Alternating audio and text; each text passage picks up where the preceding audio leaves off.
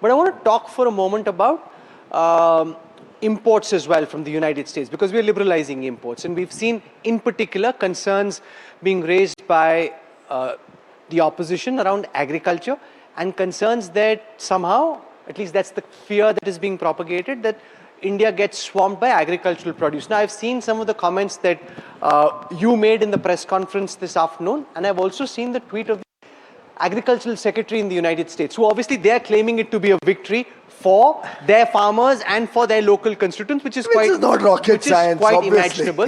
So do you want to explain how you intend to deal with the potential backlash which will start to be created on agricultural imports? Well, I think everybody in this room and all your viewers are basically familiar with what are the produce of our farmers in India. Sure. That really define farming in large measure and where we are self-sufficient. And let me read out to you some of the items that we've kept outside any concession. So these items, there's absolutely zero concession. They continue to have the same treatment as before, even after this free trade agreement. So no concession, exempt from this trade deal.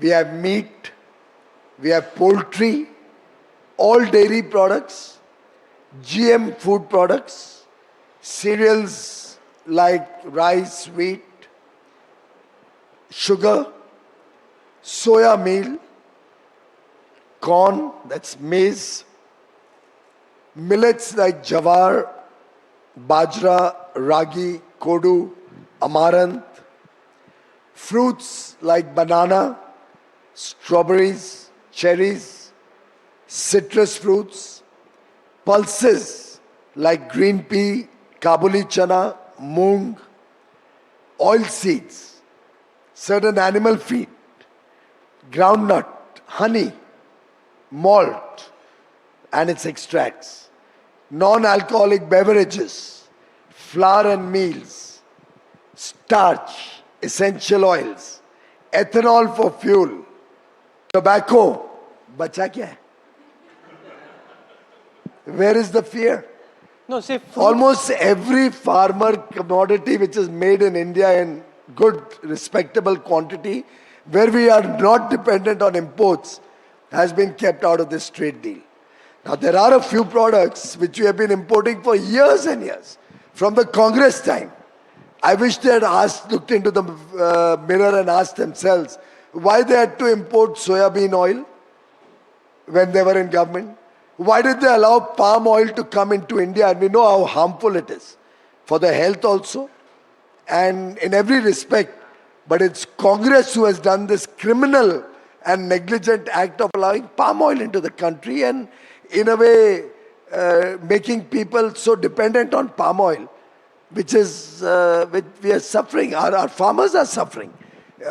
Things like mustard oil and all, which should otherwise have got a huge demand, suffer because of products that the Congress allowed to come in.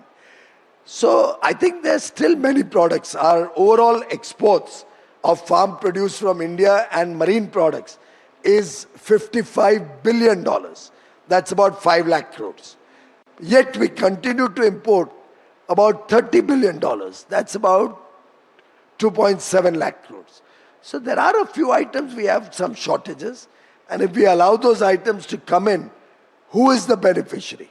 The consumers. Who is at a loss? Nobody. Because there is a shortage, we don't have enough production, there is a demand. And while opening up, we've been very, very calibrated, even in those items. Making sure there's enough transition period, making sure prices are protected in India for Indian production. So it's a very logically, carefully thought out strategy in consultation with farm organizations, with the line ministries, which will ultimately help the Indian economy and the Indian farmer both prosper.